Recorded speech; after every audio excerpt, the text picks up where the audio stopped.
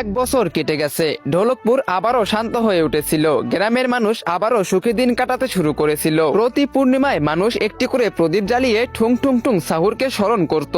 কিন্তু এক রাতে এমন কিছু ঘটলো যা আবারও সবকিছু বদলে দিল। আবারও লাশ পাওয়া যেতে শুরু করলো। প্রতি দুদিন অন্তর কারো না কারো বাড়ির সামনে একটি করে কাটা লাশ পড়ে থাকতো। ভয়ে পুরো গ্রাম আবারও কাঁপতে শুরু করলো। একদিন গ্রামবাসী মহারাজের কাছে গিয়ে কান্নাকাটি করে সব কথা জানায়। রাতে মহারাজ দুই সেনাপতিকে আদেশ দেন, যাও এবং খুঁজে বের করো এই ঘটনার পিছনে কে আছে। কিন্তু সকালে ফিরে এলো শুধু তাদের নিথর দেহ।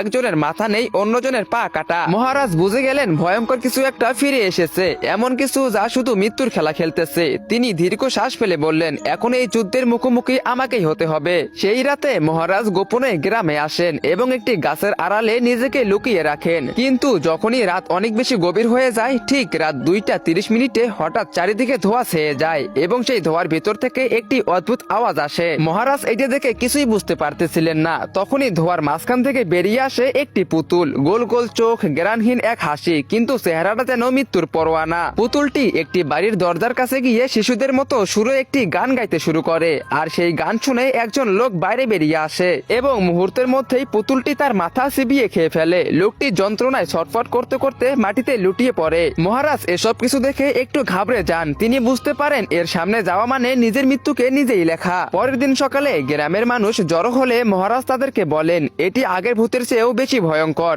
একে শুধু সেই হারাতে পারবে যে আগে থেকেই মৃত্যুকে জয় করে রেখেছে। তো বন্ধুরা, এরপর কি হয়েছিল? গ্রামবাসীরা এবার কাকে ডাকতে চলেছে? কে আসবে আর গ্রামবাসীদেরকে এই পুতুলের হাত থেকে বাঁচাবে? তোমরা সেটা দেখতে পারবে পার্ট 4-এ। পার্ট 4 দেখতে চাইলে ভিডিওতে লাইক করে চ্যানেলকে সাবস্ক্রাইব করে দাও, আর অবশ্যই কমেন্ট বক্সে পার্ট 4 লেখো। আর তোমরা যারা এখনো পার্ট 1-2 দেখো নাই, এখনই গিয়ে পার্ট 1-2 দেখে আসো।